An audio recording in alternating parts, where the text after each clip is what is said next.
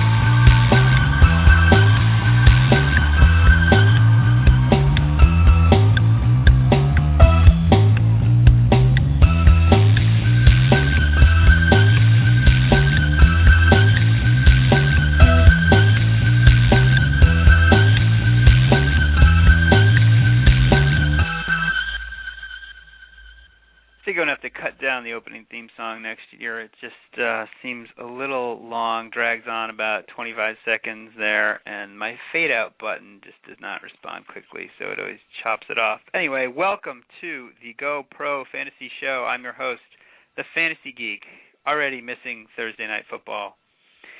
This will be the grand finale of the show for 2012. We will hopefully be back next season. Next Tuesday is Christmas Eve, as I'm sure you're well aware, and I'll be on vacation. I will interview the winner of the PFFL Tier 1 championship at the beginning of next season, I hope. On today's show, though, I will bring on Adam Woods, who's owner of Teddy KGB. There's a slim chance that Brosif, the owner of Debulanos, will also join us, but things are pretty busy in Kyle's mom's basement, so there are no guarantees there. We'll break down round one of the playoffs in Tier 1 and preview the PFFL Super Bowl. I'll also check in on the scoring standings for everyone who didn't make the postseason. Remember, there are cash prizes for the highest scorers. Before we get into it, I want to apologize quickly for the abrupt ending to last week's show. Colin Mills and I were in the middle of some meaty playoff previews when Blog Talk Radio decided that we were done. Apparently there's a 45-minute cutoff that I didn't know about. Oh well, we'll keep it shorter this week. And in fact, due to time constraints, I won't be hitting all the regular stops.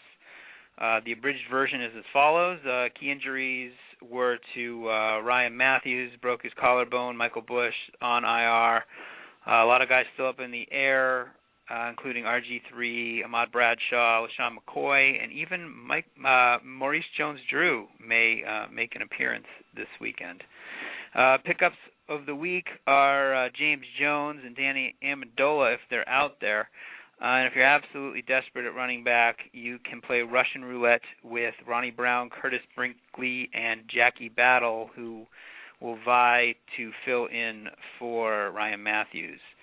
Okay, speaking of Russians, let's bring on Teddy KGB. And the owner of Teddy KGB is Adam Woods. Adams, are you there?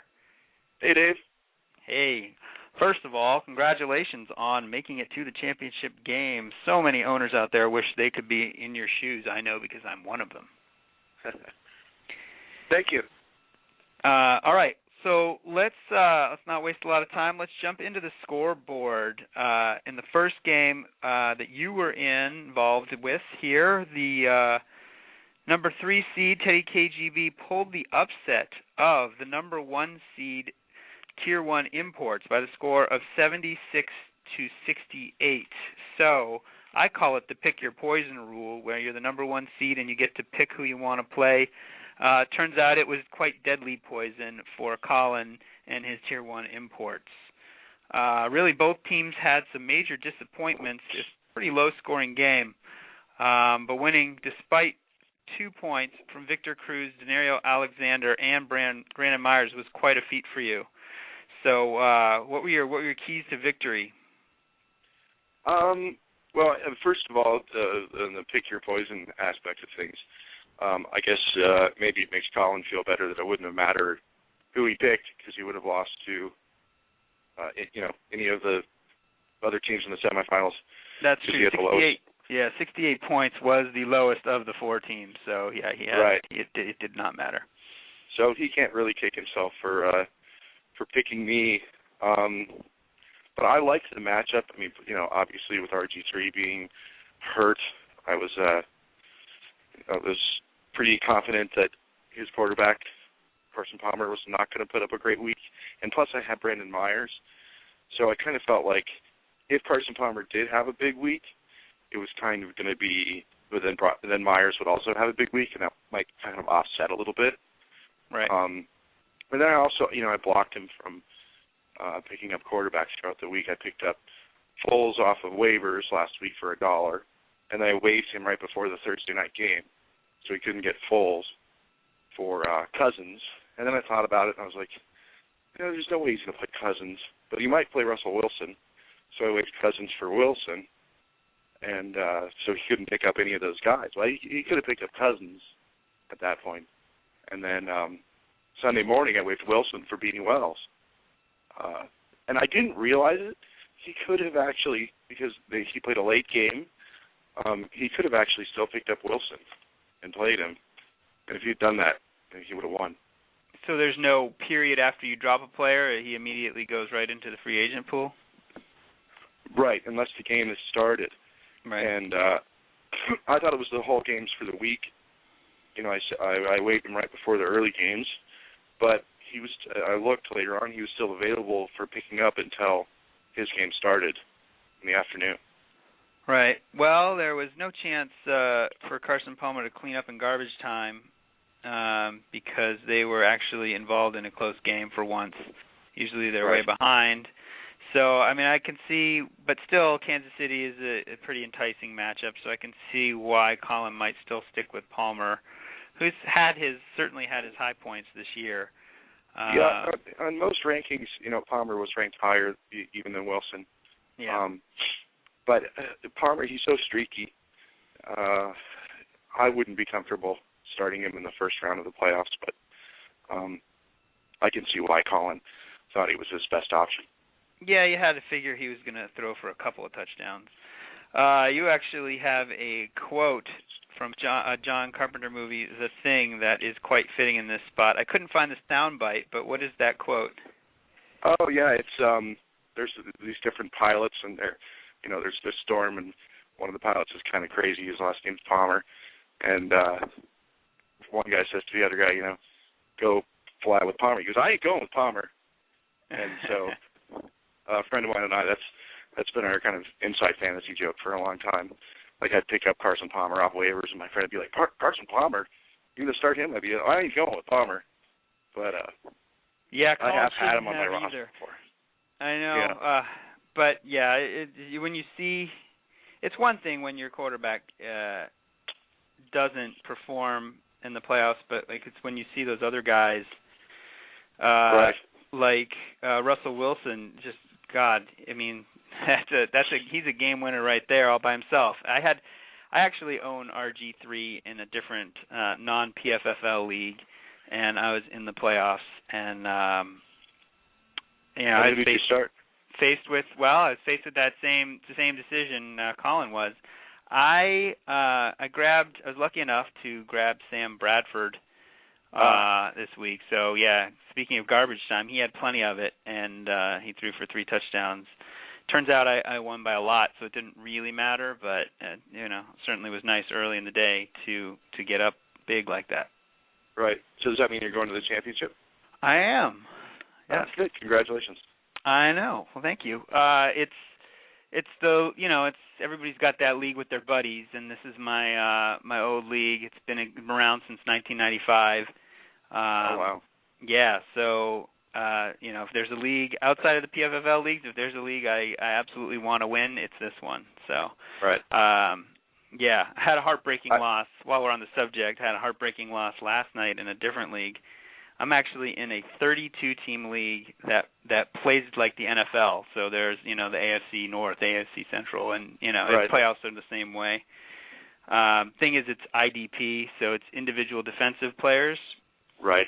My opponent picked up I was up about like 16 points going into last night's game, and my opponent picked up a no-name linebacker, a guy named Tim Shaw on the Titans, and turns out he ended up getting just enough tackles to trigger a 2-point bonus, which made me lose by 1 point. So.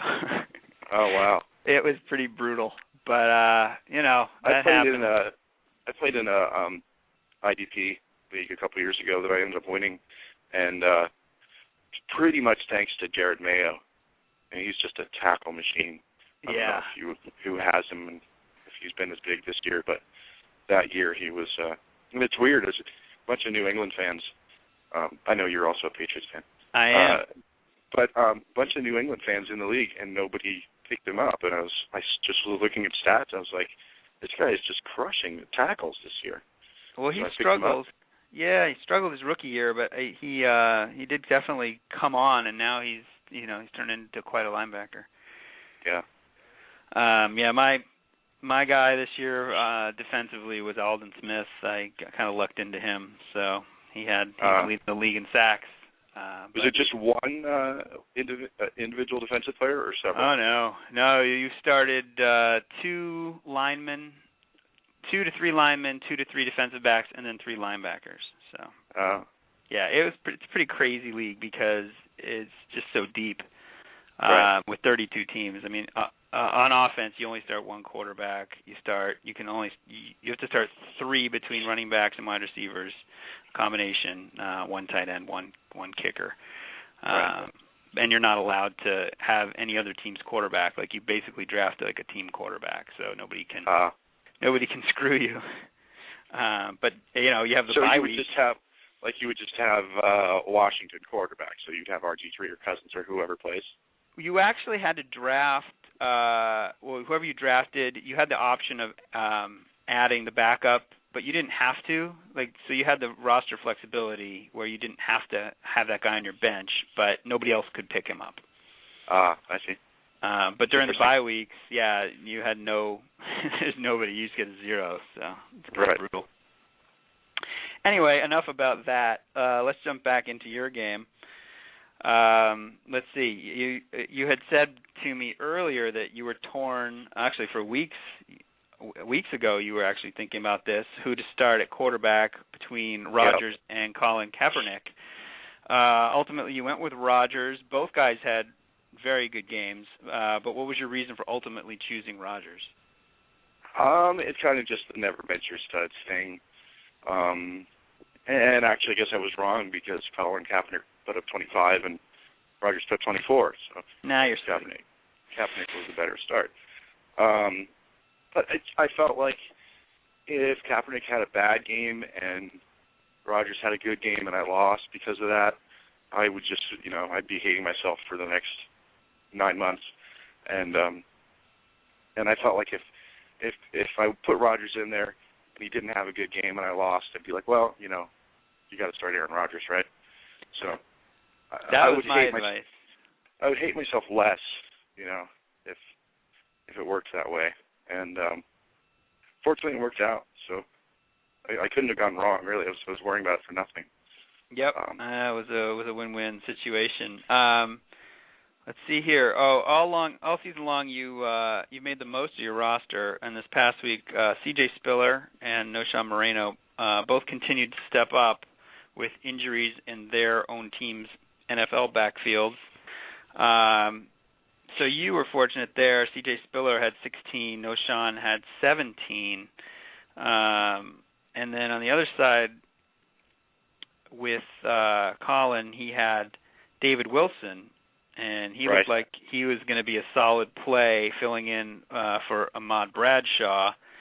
But turns out, I don't know what happened in that Giants game. That was crazy.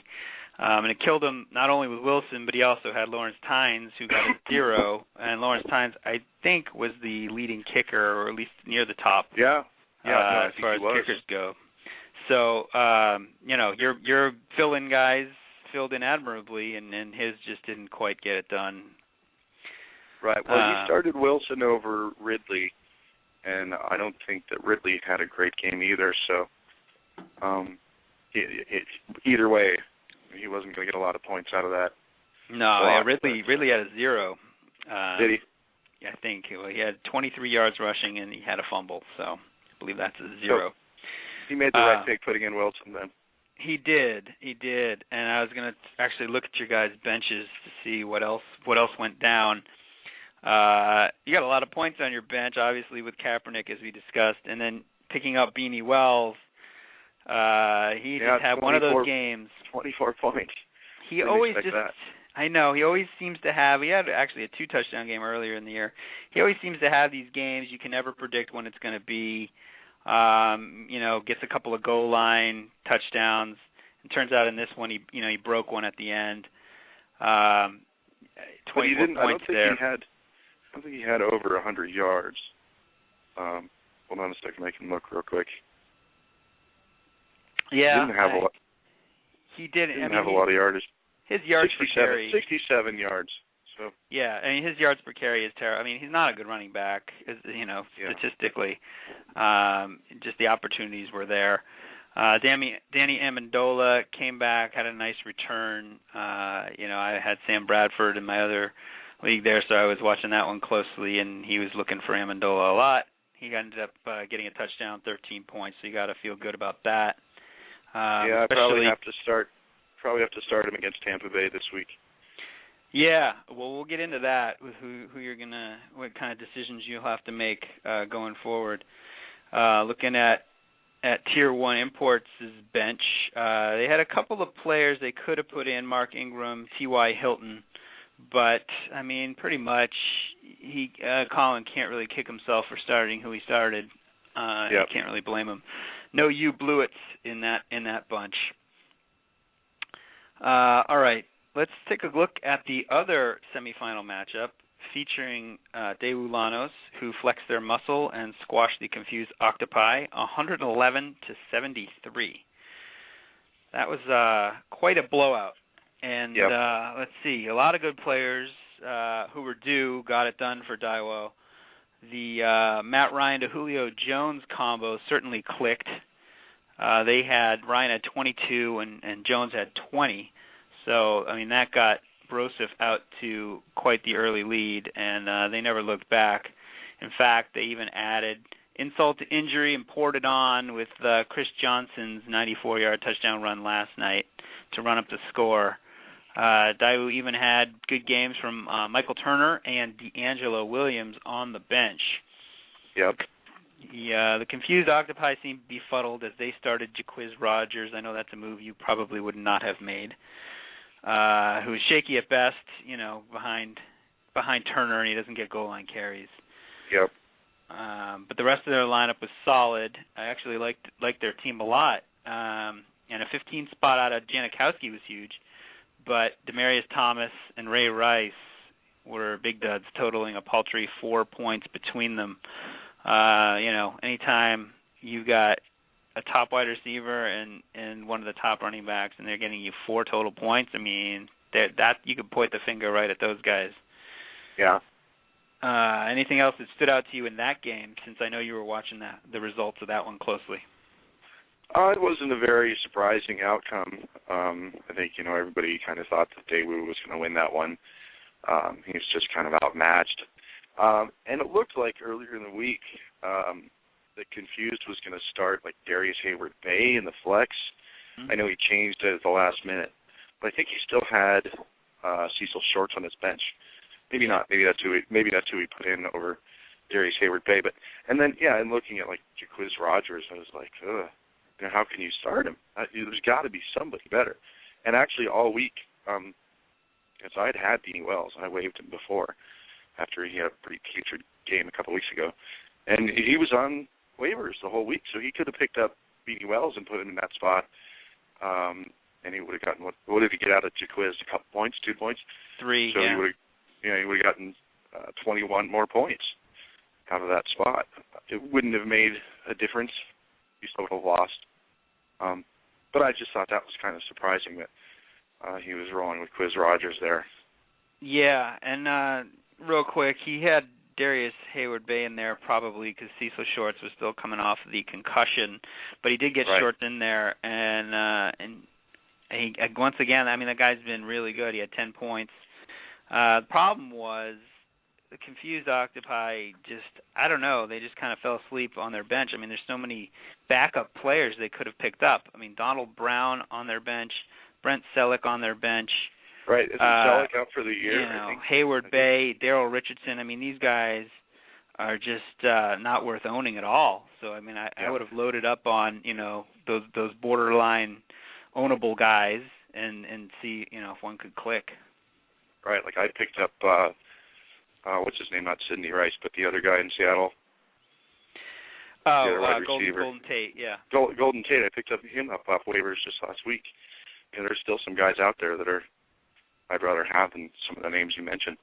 Yeah, all season long, I was kind of surprised at some of the guys that were owned. I mean, I guess 6 players on the bench? That's kind of a small bench in fantasy leagues. So there are kind of always guys floating around that are worth a look. Yeah, I was kind of wishing all year I had an extra roster spot because there was always somebody on the waiver wire that I wanted, and kind of hard to pick them up with it. Yeah, so I didn't want to waive guys I had. So. Yeah, it's hard to part with a lot of those guys. I had the same problem, and in a lot of leagues, my problem was having any faith at all in Rashard Mendenhall because I kept him around for a while, and then I even tried to pad that situation by picking up Dwyer, and even at times I think I had Redmond, and I just played that whole thing, and just turns out I actually drafted Dwyer, and something interesting. I think that Daewoo has 3 players on his roster that are players I drafted. Oh, wow. Dwyer, he does, yeah. Dwyer, Bolden, and Olsen are all players that I drafted and are on his team. So, it's kind of interesting. A little fun fact for you. Yeah, he started Olsen. Olsen's been pretty solid, had 5 points this week. Tight end, 5 points is, can't argue with that, the way things are going for most tight ends these days. This year, that's been a fantasy wasteland, tight ends. I know, absolutely. Let's jump into the PFFL Tier 1 Super Bowl preview. So we have the number 2 Daewoo Lanos, which you just spoke about, and your number 3 Teddy KGB. Actually, I think those rankings are mixed up because he was the wild card. Oh, so is he 4? So 4 and 3? That's not what it says on the website. I got that off the website.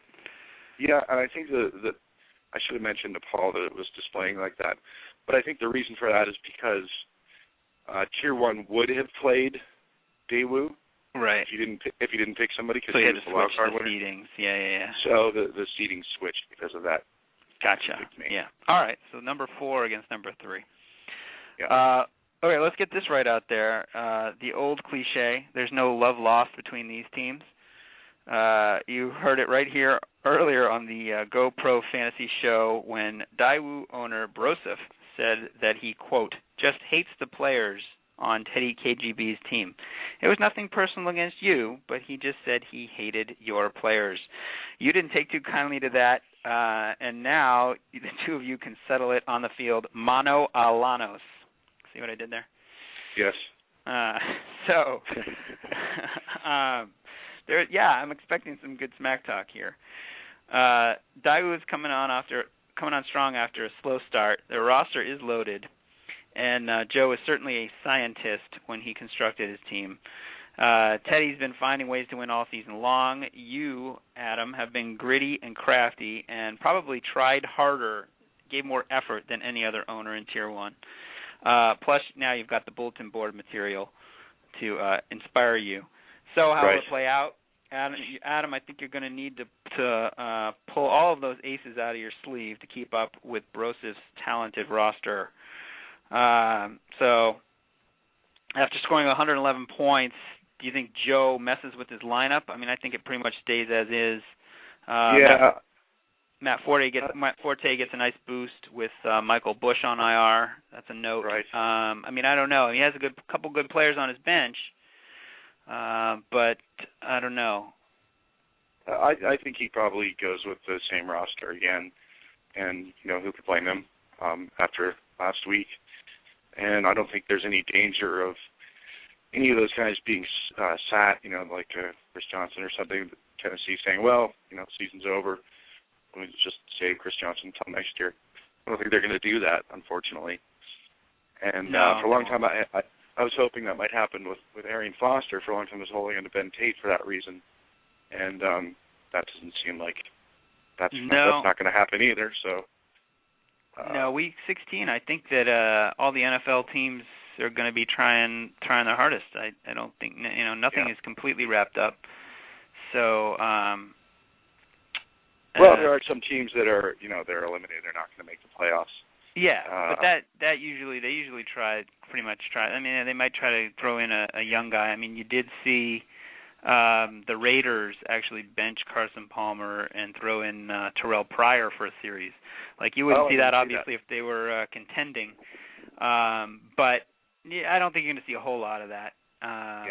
And some teams have clinched byes or made the playoffs, but the seeding is still up for grabs. In Week 16, you usually don't see anybody resting unless they have it absolutely locked up. So should be all systems go there. I wonder if D'Angelo Williams, who has been hot, will see the field.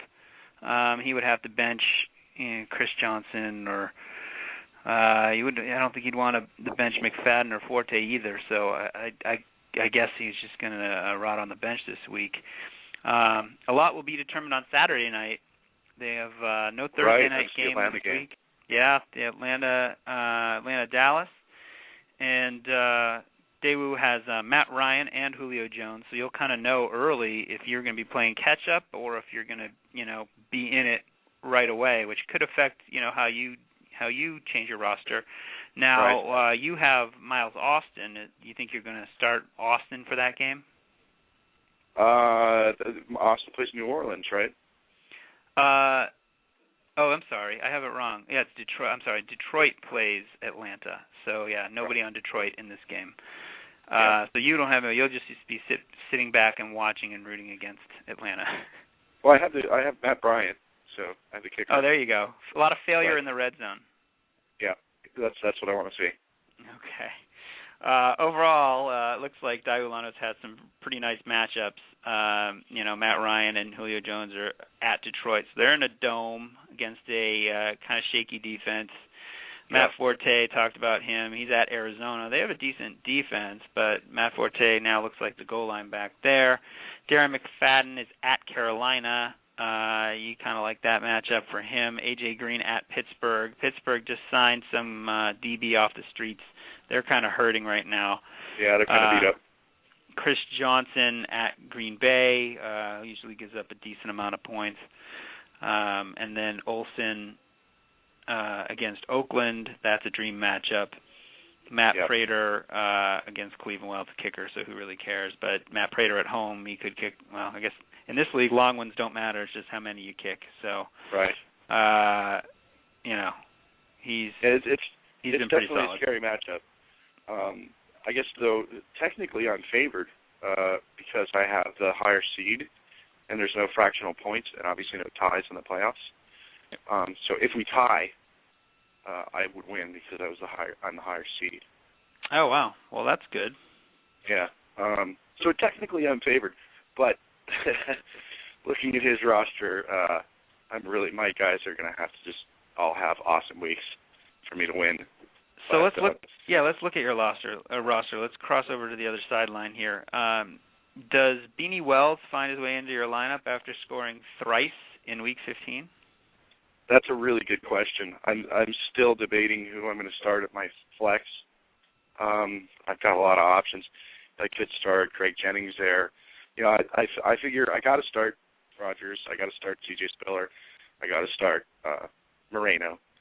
And then as far as wide receivers go, I have to start Amendola against Tampa Bay, and I have to start Miles Austin against New Orleans. I think those are just prime matchups for those two players. So that everything's pretty much decided except for my flex. And then in my flex, I could put in Denario Alexander, or I could put in Greg Jennings, or I could put in Beanie Wells, and I'm still not sure. I haven't made up my mind about that yet. So yeah, I was going to ask if Alexander's donut will get him benched, or do you give him a pass for one bad game since he was so good for a string of games before that? San Diego just looks so bad. I have no confidence in that team at all. So I don't think I can play him. And not after this last week. Yeah, and have you lost faith in Brandon Myers? Well, I don't want to say too much, but I'm hoping I don't have to start him. Yeah, well, he's had a couple of 1-point games in a row. Right, and they had that one huge game, which was like right after I waived him. Yeah. And then actually Broseph picked him up, and then I waived Dwyer, and then Broseph waived Myers to pick up Dwyer, and then that's how I got Myers. But yeah. And I had Pitta. I've just been playing like roulette tight end all year. I had Pitta for a while. I had Olsen. I've had Cook. I've had Myers. I just have all year have been struggling to find somebody just decent, for the tight end. Yeah, I know. I kind of was too. In both my FFL teams, I had Antonio Gates, and that just didn't work out. So I was trying to mix and match at the end too. Yeah. Let's look over your matchups real quick. Aaron Rodgers at home against Tennessee. Got to love that. C.J. Spiller at Miami. They've got a kind of a tough run defense, but it's good weather, and Spiller's always a threat to break one. Moreno against Cleveland. He's home. Cleveland's defense has been fairly solid, but again, Moreno's looking pretty good right now. I wouldn't worry too much about that. Miles Austin gets New Orleans. That's a nice matchup. Amendola at Tampa Bay. Doesn't get any better than that. Victor Cruz at Baltimore. The Ravens don't scare you anymore. Oh yeah, Victor Cruz. That's probably who I'll be playing in my flex. Yeah, I mean he's coming off a bad game, but he's still salsa dancing more often than not. And Brandon the Myers. Giants have everything to play for also. Oh, absolutely. And Matt Bryant gets to kick indoors at Detroit, so that's good too. Yeah.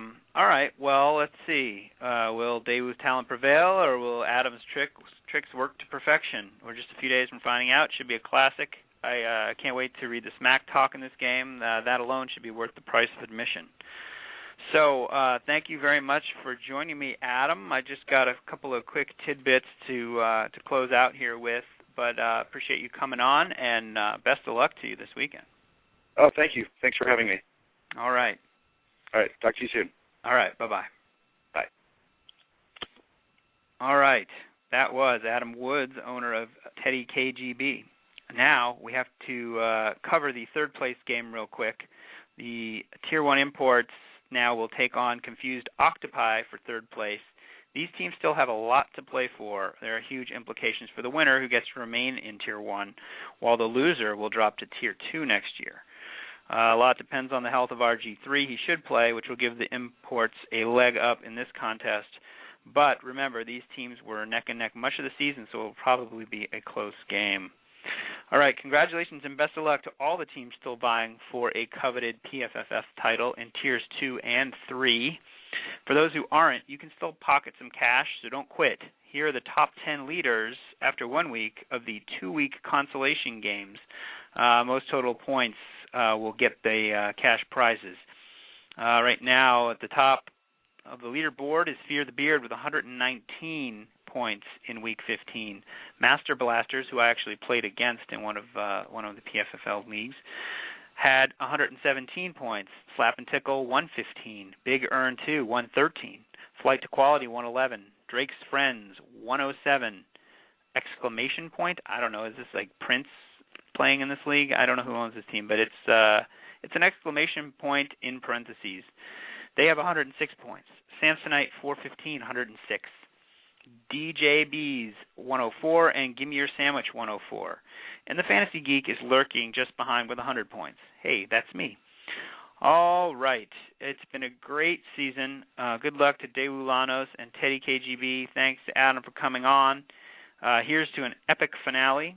And thanks to all you guys for listening and playing in the PFFL. Big things are in store for the league going forward, so spread the word, and we'll see you back right here in 2013. Until then, kick some ass in Week 16.